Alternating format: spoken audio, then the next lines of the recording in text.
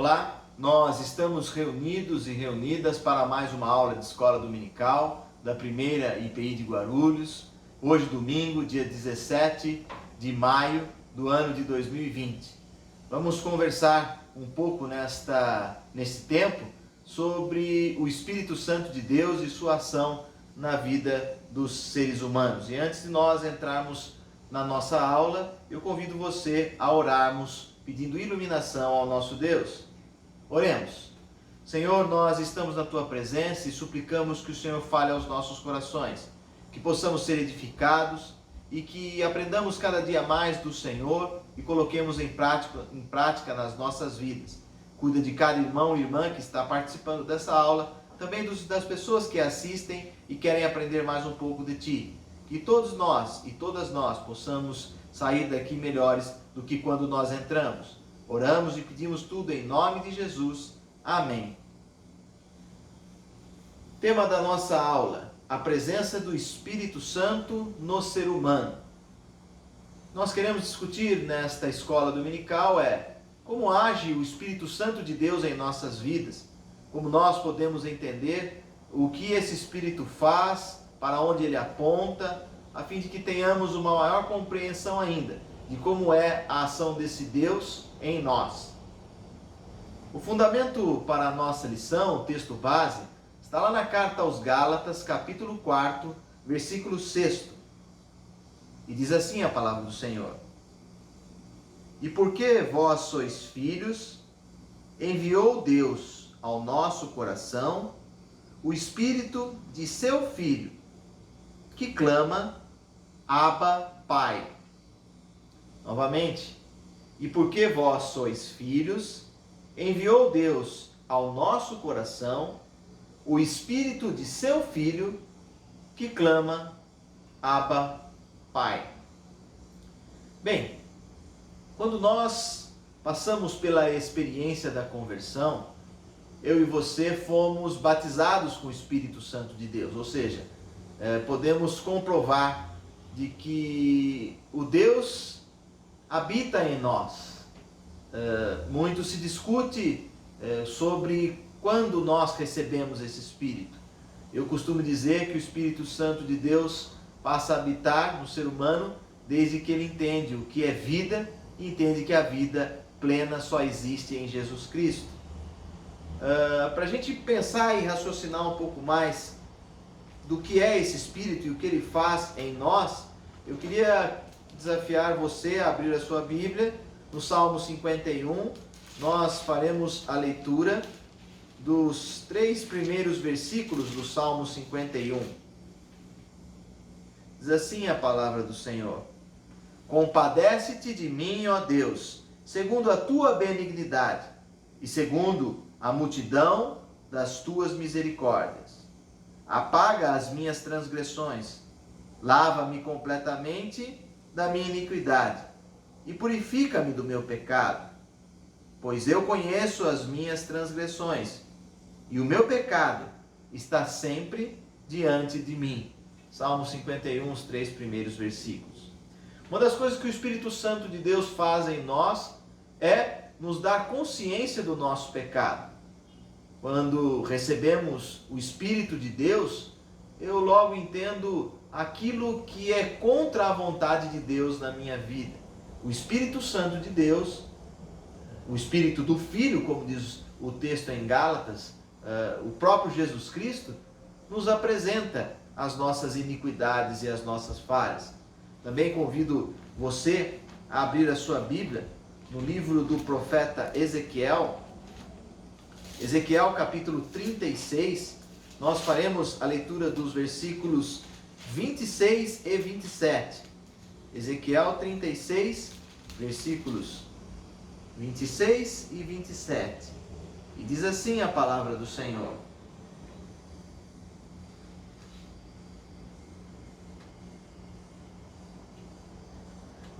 Dar-vos-ei coração novo, e porei dentro de vós espírito novo. Tirarei de vós o coração de pedra, e vos darei coração de carne. Porei dentro de vós o meu espírito, E farei que andeis nos meus estatutos, guardeis os meus juízos e os observeis. Está aí. A gente às vezes pensa na ação do Espírito Santo de Deus para fazer coisas grandiosas. Deus pode nos usar para fazer coisas grandiosas. Mas uma das principais características da ação desse Espírito em nós é essa: mudar o nosso coração. O profeta aqui diz, um coração de pedra, para agora colocar dentro de nós um Espírito que nos faça andar nos estatutos e que possamos guardar os juízos do Senhor. Esse Espírito que faz com que exista a conversão, a mudança de vida, a mudança de atitude. Muitas vezes nós insistimos com irmãos e irmãs de que eles precisam mudar de vida. Olha, eu posso dizer a você com toda certeza, até por esses textos que nós lemos, que quem muda a vida das pessoas é somente o Espírito Santo, ou através do Espírito Santo de Deus. E é muito claro que esse Espírito, ele aponta para o Messias, para Jesus Cristo, para o sofredor, o servo sofredor, que levou todas as nossas iniquidades.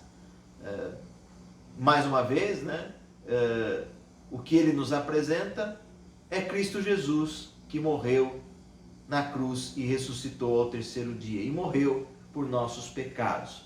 Portanto, no Novo Testamento, a ação do Espírito Santo demonstra um sinal efusivo da graça de Deus, anunciando a chegada do reino para o coração do ser humano.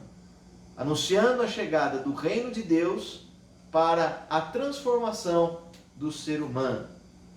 Olha, as pessoas às vezes dizem quais são as grandes transformações e as maiores que precisam ocorrer para que exista mudança na sociedade, nas nossas igrejas.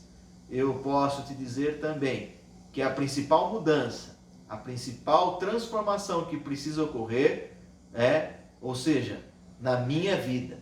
E isso quem faz é o Espírito Santo de Deus. A maior transformação começa em mim. E isso quem faz é o Espírito Santo de Deus. Para provocar a nossa aula, eu queria fazer uma pergunta. Eu queria fazer uma pergunta para você. Como é ou o que significa estar cheio do Espírito Santo de Deus?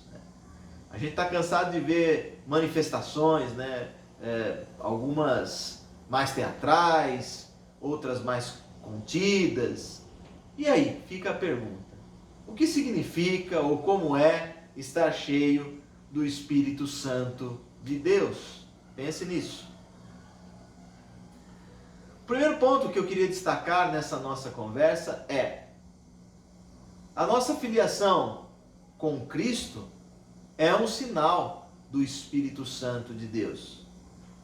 Ser filho ou filha de Jesus Cristo é sinal da ação do Espírito Santo de Deus. O apóstolo Paulo, em seus escritos, ele enfatiza a ação trinitária de Deus no plano da salvação, ou seja, como esse Deus atua de maneira trinitária na minha e na sua vida. Eu queria aqui destacar alguns textos. Vamos voltar lá para a carta aos Gálatas, capítulo 4, do versículo 1 até o versículo 7.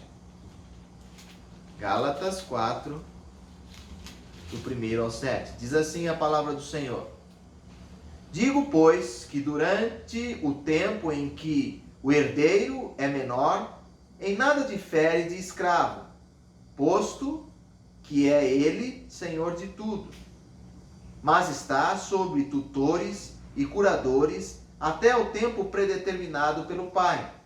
Assim também nós, quando éramos menores, estávamos servilmente sujeitos aos rudimentos do mundo.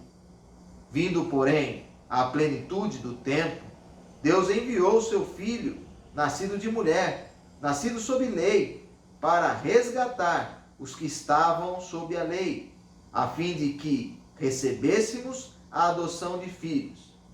E porque vós sois filhos, enviou Deus ao nosso coração o Espírito de seu Filho, que clama, Abba, Pai.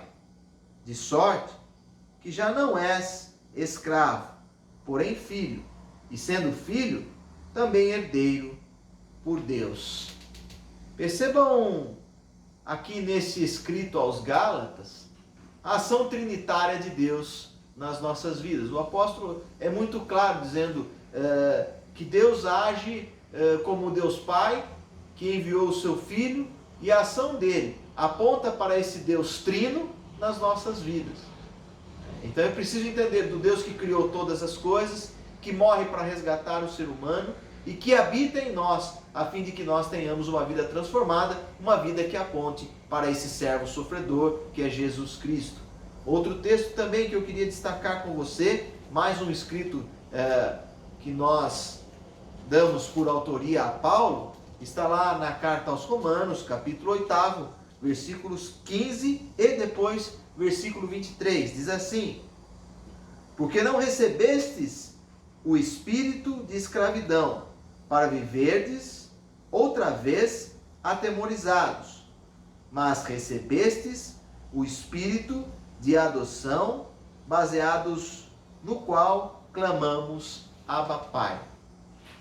Esse espírito que vem para nos ligar ao Pai, para apontar o Deus revelado em Cristo. É isso que o Espírito faz nas nossas vidas, né? Nos faz compreender e viver nessa perspectiva trinitária, que também é uma perspectiva de união, de irmandade. Assim nós somos desafiados e desafiadas a viver. O outro versículo, também, carta aos Romanos, versículo 23, diz assim: e não somente ela, mas também nós, que temos as primícias do Espírito, igualmente gememos em nosso íntimo, aguardando a adoção de filhos, a redenção do nosso corpo. Está aí. Esse Espírito que atua em nós e que por meio dele nós experimentamos o que é sermos filhos e filhas de Deus. Aí. Último texto que também apresenta para essa perspectiva paulina e trinitária está lá na carta aos Efésios. Efésios capítulo 1, versículo 5. Efésios 1, versículo 5.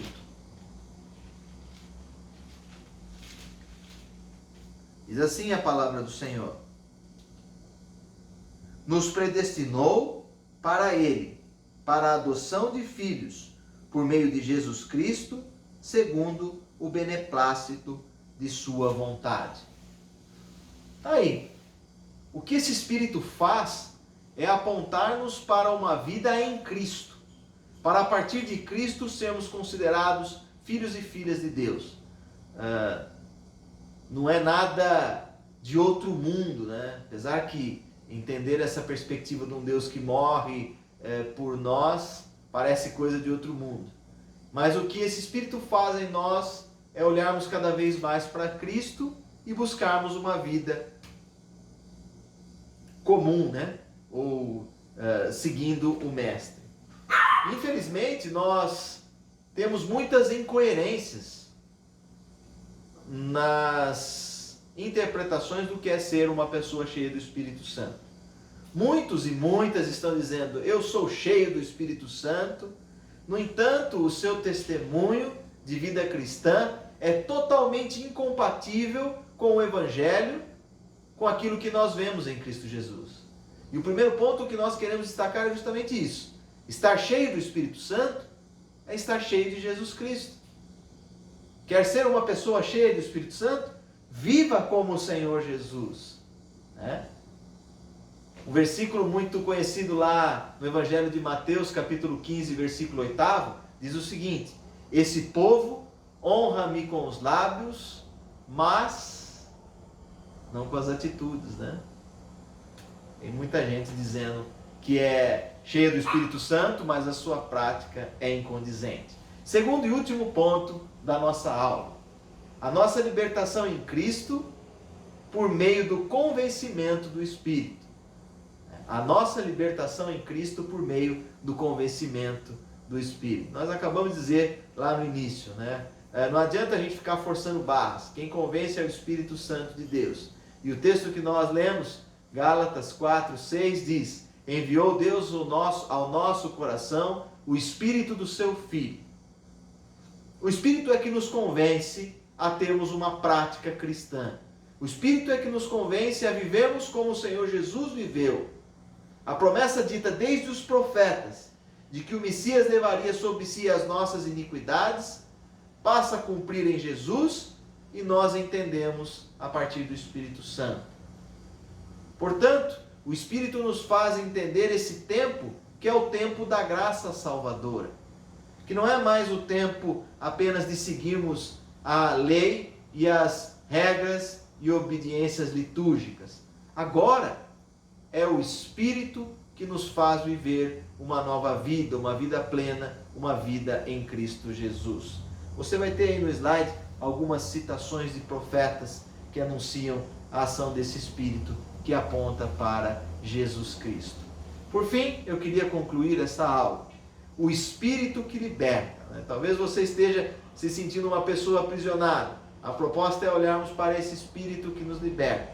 Deus derrama o seu Espírito sobre todas as pessoas, sobre crianças, sobre jovens, sobre as mais experientes, sobre ricos, sobre povos, sobre pobres, ou seja, todos os povos, de todas as culturas, de todas as etnias. O Espírito promove em nós uma ação redentora, a ação redentora de Deus revelada em Jesus Cristo. O Espírito nos liberta do pecado.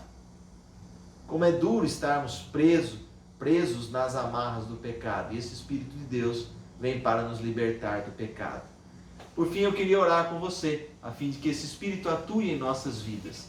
Vamos orar pedindo que o Espírito nos convença, a seguirmos a Cristo, tendo a certeza de que pelo Espírito de Deus nós somos perdoados.